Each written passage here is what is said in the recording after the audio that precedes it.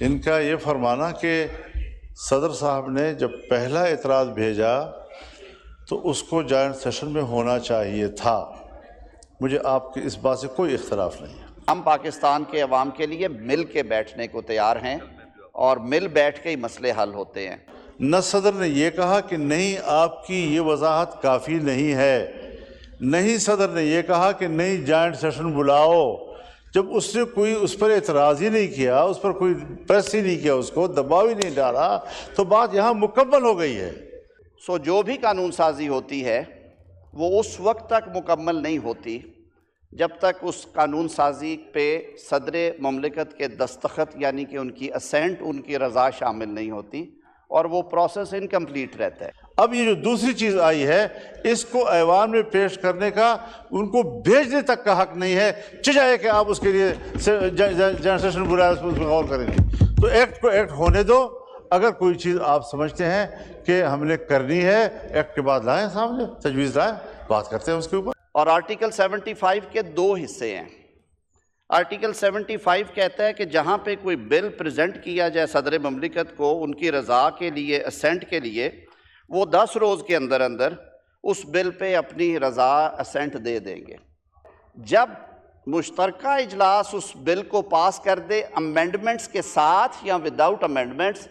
تو پھر وہ واپس ارسال ہو جاتا ہے صدر مملکت کو. یہاں پہ آپ کی بات درست ہے. اس صورت میں صدر مملکت کا دوبارہ اعتراض کا یا نہ کرنے کا اختیار ختم ہو جاتا ہے، اور وہ 10 دن کے اندر اندر اس کو یا اسینٹ کر دیں گے. 11ویں دن وہ بل جو ہے وہ قانون کی شکل اختیار کر لے گا اس ڈیمنگ کلوز کی وجہ سے، جس پہ ہم کہتے ہیں the law has been deemed to be been passed. ہمارے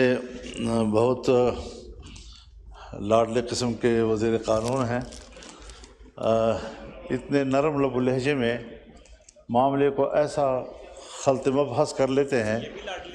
کہ ایوان کو بھی پتہ نہیں چلتا کہ اب ہم کدھر جا رہے ہیں. دو چیزیں ہمیں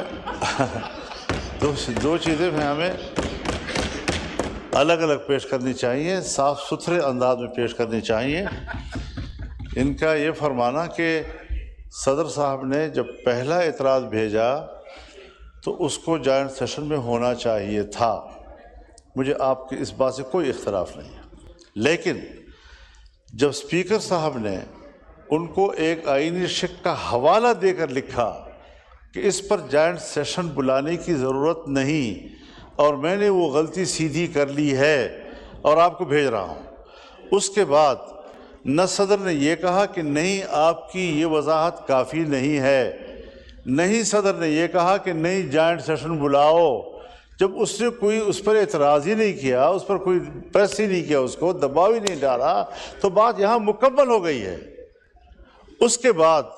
جب وہ دوسرے 8 اعتراضات بھیجتا ہے تو وہ ٹائم بعد گزر چکا ہے ان کا. اس کے بعد وہ سرے سے وہ اعتراض ہے ہی نہیں. تو الگ الگ چیزوں کو لو خدا کے لیے خلط مت نہ کرو کہ وہ چیز اور پھر وہ چیز اور پھر اگر اس طرح ہو جاتا اور پھر اگر اس طرح ہو جاتا. یہ شاید یہ طریقے آپ سے ہمیں ذرا بہتر آتے ہیں، لیکن ایسا کرنا نہیں ہے، کیونکہ ملک کو ٹھیک کرنا ہے، آئین کو ٹھیک کرنا ہے.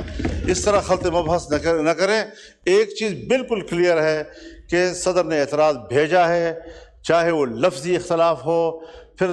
اسپیکر نے باقاعدہ ان کو جواب بھیجا ہے. یہ تصور دے کر کہ اس کے لیے کسی قسم کے جوائنٹ سیشن کی ضرورت نہیں ہے، پھر انہوں نے قبول کیا ہے. کسی قسم کا یہ تاثر نہیں آیا کہ وہ اس کو ناکافی سمجھتے ہیں یا اس کو جوائنٹ سیشن میں پیش کرنے کی ضرورت ان کو محسوس کرتے ہیں. لہٰذا وہ معاملہ وہاں مکمل ہو گیا ہے. اب یہ جو دوسری چیز آئی ہے، اس کو ایوان میں پیش کرنے کا ان کو بھیجنے تک کا حق نہیں ہے. چاہے کہ آپ اس کے لیے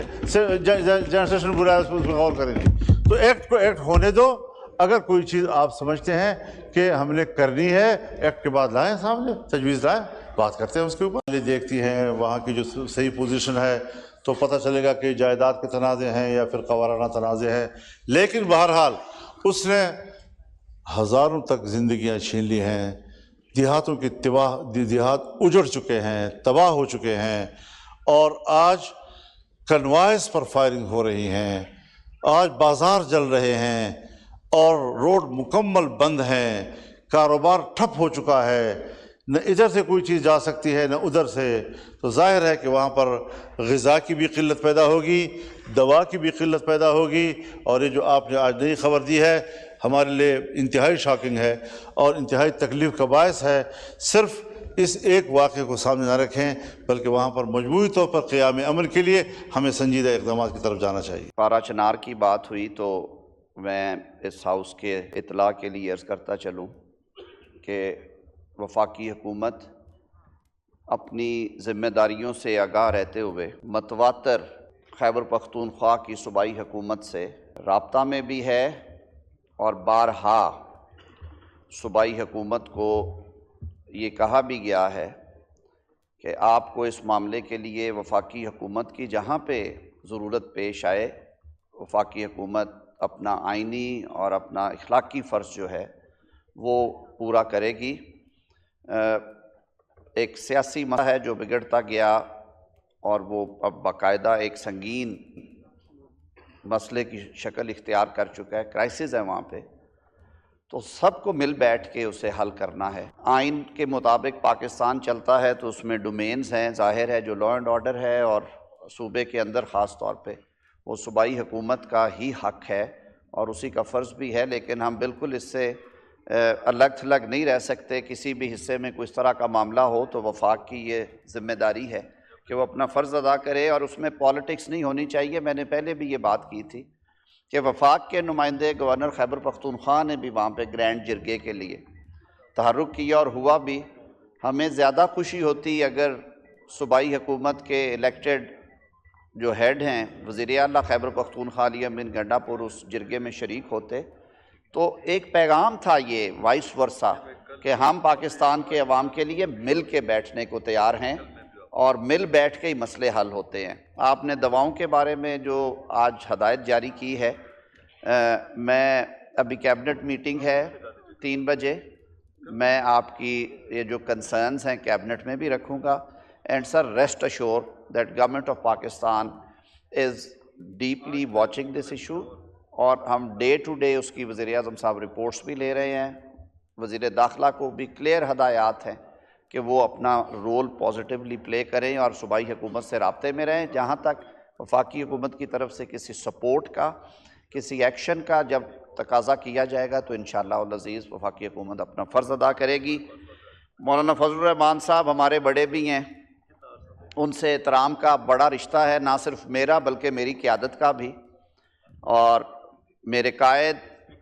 میاں محمد نواز شریف صاحب اور وزیر اعظم پاکستان میاں شہباز شریف صاحب مولانا کے بارے میں جو جذبات رکھتے ہیں وہ مجھے یہاں بیان کرنے کی ضرورت نہیں، اس رشتے کا انہیں خود بھی معلوم ہے، میں بھی گواہ ہوں بہت ساری باتوں کا۔ رانا ثناء اللہ صاحب تشریف رکھتے ہیں، ہمارا ایک پرانا تعلق ہے دونوں جماعتوں کا بھی اور پرسن ٹو پرسن بھی، تو اس لیے آپ نے مولانا جو باتیں کی سر تسلیم خام، آپ بڑی خوبصورت گفتگو کرتے ہیں، خوبصورت الفاظ میں۔ میں اپنی علمی کم مائگی کا ادراک بھی رکھتا ہوں، اور جو آپ نے پارلیمانی علوم یا رموز کے بارے میں میری کم علمی پہ بات کی، اس پہ بھی میں کوئی بات نہیں کروں گا، لیکن آپ کی طرح آئین کے ایک طالب علم ہونے کی حیثیت سے تھوڑی سی کلیئرٹی کے لیے ایک تجویز آپ کے سامنے رکھوں گا، ہاؤس کے سامنے۔ ہمارے بڑوں نے جب 1973 میں ایک طویل پروسیس کے بعد یہ کانسٹیٹیوشن فائنلائز کیا، اس کا ڈرافٹ، اور پھر اسے اڈاپٹ کیا گیا کنسنسس کے ساتھ، اکثریتی ووٹ سے نہیں کنسنسس سے ہوا، تو سارا نظام چلانے کے لیے ملکی اور پارلیمانی ہم اس آئین کی طرف دیکھتے ہیں۔ آپ نے صحیح فرمایا کہ آئین میں جو میکنزم ہے اس میکنزم کے مطابق ہی چیزیں ہونی چاہیے۔ پہلے بل کی طرف آتے ہیں، بالکل جب 26ویں ترمیم کے لیے ہماری انگیجمنٹ تھی آپ کے ساتھ، تو آپ کی طرف سے کچھ چیزیں آئیں، 5 امینڈمنٹس تھیں وہ آئین پاکستان کی امینڈڈ پیکج میں، اور یہ بل جو کہ پچھلی حکومت میں ایک انفینشڈ نامکمل ایجنڈا تھا، آخری ہفتوں میں میں بھی آپ کے ساتھ انگیج رہا، آپ نے کہا کہ اس کی بھی درستگی کر دی جائے، تو بیٹھ کے جو طے ہوا اس کے مطابق سینٹ آف پاکستان نے بھی اسے پاس کیا اور اس ایوان نے بھی اسے پاس کیا، اور میں یہیں پہ کھڑا تھا، پھر میں نے بلکہ ایک تصحیح ہونے والی تھی टाइपोग्राफिकल एरर आई थी, वो तस्हीह भी कर दी गई। जी, पास हुआ। आइन का आर्टिकल 50 पार्लिमान की तारीफ करता है। पार्लिमान क्या है? पार्लिमान सदर मुमलिकत, सेनेट ऑफ पाकिस्तान और कौमी असम्बली पर मुश्तमिल है, यानी कि अवाम के मुंतखब नुमाइंदे अपने वोट की ताकत से मरकज़ और सूबों में बैठ के जब सदर मुमलिकत का इंतखाब कर लेते हैं और वो हलफ ले लेते हैं, तो सदर मुमलिकत इस ऐवान का इंटेग्रल पार्ट है, हिस्सा है आइन के आर्टिकल 50 के मुताबिक। सो जो भी कानून साजी होती है वो उस वक्त तक मुकम्मल नहीं होती जब तक उस कानून साजी पे सदर मुमलिकत के दस्तखत यानी कि उनकी असेंट, उनकी रज़ा शामिल नहीं होती और वो प्रोसेस इनकम्प्लीट रहता है। इस सारे प्रोसेस में जब दोनों ऐवानों से बिल पास हो जाए तो जो आखिरी ऐवान बिल पास करता है वो आपको मालूम है वो उसको अरसाल कर देता है वज़ीर आज़म को, क्योंकि वज़ीर आज़म लीडर ऑफ हाउस होने के हवाले से, हुकूमत के सरबराह होने के हवाले से रियासत के सरबराह को अपनी एडवाइस के साथ वो बिल भेजते हैं। मौलाना, ये वो जंक्चर है जहाँ पे आर्टिकल 75 ऑपरेशन में आता है और आर्टिकल 75 के दो हिस्से हैं। आर्टिकल 75 कहता है कि जहाँ पे कोई बिल प्रेजेंट किया जाए सदर मुमलिकत को उनकी रज़ा के लिए, असेंट के लिए, वो 10 रोज़ के अंदर अंदर उस बिल पे अपनी रज़ा असेंट दे देंगे। या पार्ट बी उसका कहता है अदर देन मनी बिल, यानी कि बजट के अलावा वो उस बिल को वापस भेजेंगे मजलिस शूरा को, सर, स्पीकर या चेयरमैन को नहीं, मजलिस शूरा को, सर, पार्लियामेंट को, with a message requesting that bill or any specified provision thereof be reconsidered and that any amendment specified in the message be considered। तो वो हुक्म नहीं देते। एक खूबसूरती है पार्लिमानी निज़ाम की, कानून साजी का इख्तियार और हक इस ऐवान के पास ही रहता है। सदर मुमलिकत इस ऐवान का इंटेग्रल पार्ट, लाजमी जुज़ होने के हवाले से अपने एक बड़ा रोल जो उनको दिया गया उसको आप एक बड़े बुज़ुर्ग का रोल कह लें, क्योंकि वो रियासत के सरबराह हैं, तो वो अपना पेरेंटल रोल इस्तेमाल करते हुए मैसेज के ज़रिए हमें भिजवाते हैं कि आप इन चीज़ों को देख लें। और ये प्रैक्टिस हम सारों के सामने बड़े अरसे से है और कई बिल ऐसे आए जिस पे देखा। जो एक प्रॉब्लम या कन्फ्यूजन आई वो ये कि जब 28 अक्टूबर का उनका मैसेज था सदर मुमलिकत का, स्पीकर ऑफिस को या सेक्रेटेरिएट को मौसूल हुआ, तो वो स्टेज थी जबकि वो मामला पार्लिमान के यानी कि जॉइंट सिटिंग में आ जाना चाहिए था, चाहे वो छोटा था या बड़ा था। आइन का आर्टिकल 75 का पार्ट 2 ये कहता है कि जब सदर साहब बिल रिटर्न कर देंगे मजलिस शूरा को, तो फिर इट शैल बी रिकन्सिडर्ड बाय मजलिस शूरा parliament in a joint sitting. Sir, वो स्पीकर चेंबर में, ये मेरी ज़ाती राय नहीं है, ये आइन में लिखा हुआ है, तो वो उसको जॉइंट सिटिंग में रख देंगे और जॉइंट सिटिंग मौके पे मौजूद जो मेजॉरिटी है उसके मुताबिक उस बिल को पास कर देगी।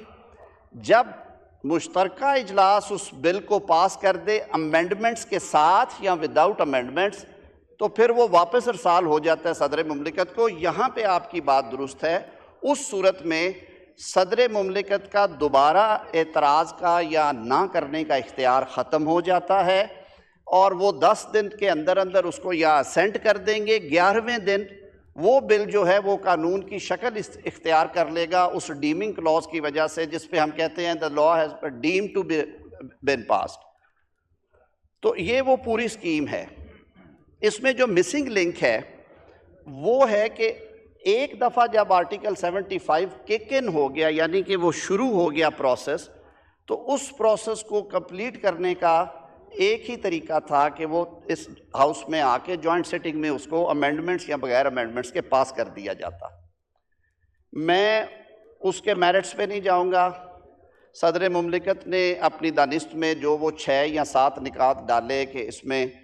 क्या क्या, एक उन्होंने कहा कि ये बिल जो कि हम सबको मालूम है, आप इस पे बहुत क्लियर थे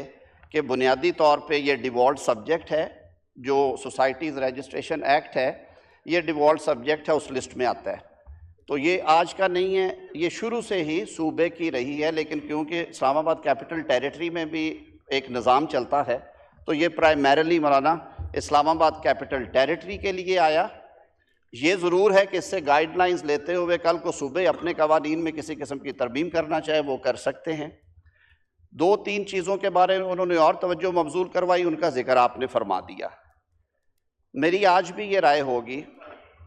پہلے میں وزیر اعظم پاکستان کی طرف سے جو ان کی رائے ہے، ہی از ویری کلیئر، بالکل انہیں کسی قسم کا کوئی ابہام نہیں۔ انہوں نے گزشتہ ہفتے آپ سے کوئی وقت بھی طے کیا تھا عشائیے پہ ملاقات کا، آپ کی مصروفیات کی وجہ سے آپ نے پھر انہیں پیغام دیا کہ ابھی آپ شہر میں نہیں ہیں تو اگلے ہفتے دیکھ لیں گے، اور کل انہوں نے ایک میٹنگ لی جس میں انہوں نے بتایا کہ پرسوں آپ کا ان سے ٹیلی فونک کانٹیکٹ بھی ہوا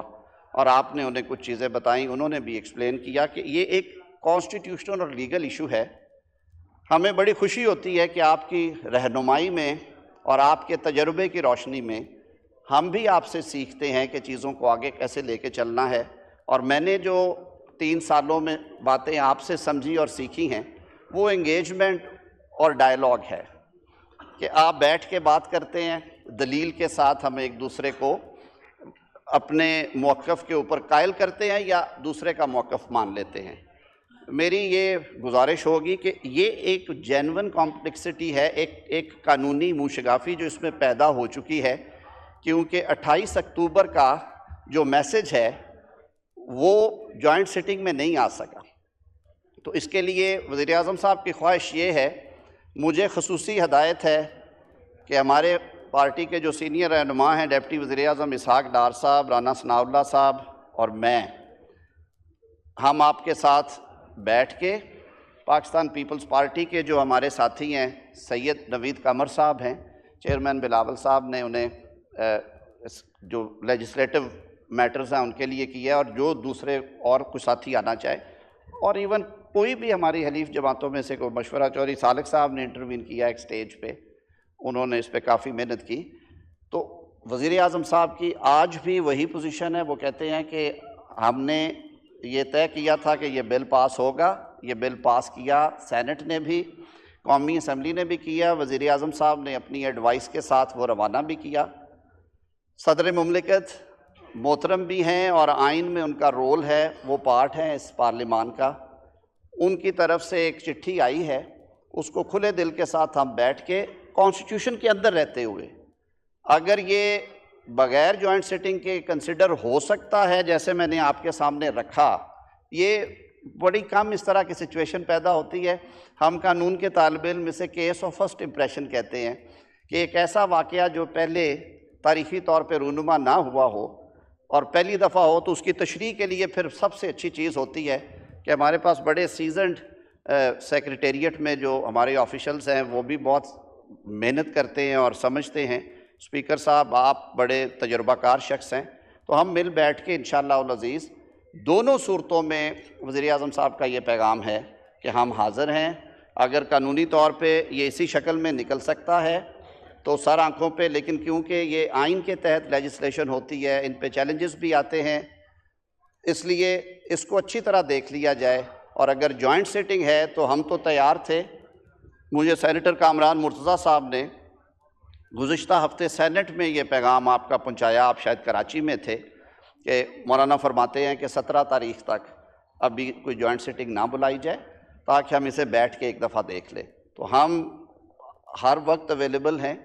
آپ سے اس حوالے سے بیٹھ کے، جیسے میں نے وزیر اعظم صاحب کی خواہش کا اظہار کیا کہ وہ کہتے تھے کہ آپ ایک دفعہ آپ کی ٹیم کے ساتھ بیٹھ کے اس کا یہ جو لیگل اینگل ہیں ان کو کور کر لیا جائے، جو اچھی شکل نکلے۔ اور لیجسلیشن کیونکہ کہتے ہیں سر نسلوں کے لیے ہوتی ہے، پوسٹیریٹی کے لیے ہوتی ہے، چاہے ہم اسے وفاقی دارالخلافہ کے لیے بنا رہے ہیں، لیکن اس کے جو باقی صوبائی قانون ہیں ان سے یہ ہم آہنگ ہو، بہت اچھی بات ہے۔ اور آپ جس نیت سے اور جس خلوص کے ساتھ یہ بنوانا چاہتے ہیں وہ سارے معاملات بھی اس میں حل ہوں۔ یہ ترامیم اگر کوئی اس طرح کی تھی جو نہیں تھی ہونی چاہیے تو یہ ہاؤس میں آئیں، ہم انہیں اون کرتے ہیں، اس میں کوئی دوسری رائے نہیں ہے۔ لیکن جہاں تک اس لیگل ایشو کا تعلق ہے، جو اس پہ لکھے گئے اعتراضات ہیں، چاہے وہ ڈائریکٹوریٹ آف ریلیجس ایجوکیشن کے ہیں یا صدر مملکت نے بطور ریاست کے سربراہ کے اور گھر کے بڑے کے طور پہ سمجھا کہ ان باتوں پہ غور کر لیا جائے، تو یہ ہم آپس میں بیٹھ کے کر سکتے ہیں. پھر جو فائنل ڈیسیجن ہوگا، اگر ہم نے قانون اور آئین ہمیں اجازت دیتا ہو تو دوبارہ اسینٹ کی ضرورت ہے یا ڈیم ہوگا، یا کہ اس کو جوائنٹ سٹنگ میں آنا ہے. جوائنٹ سٹنگ میں آنے کی صورت میں جو حکومتی موقف ہے وہ میں نے واضح کر دیا ہے. بہت بہت شکریہ.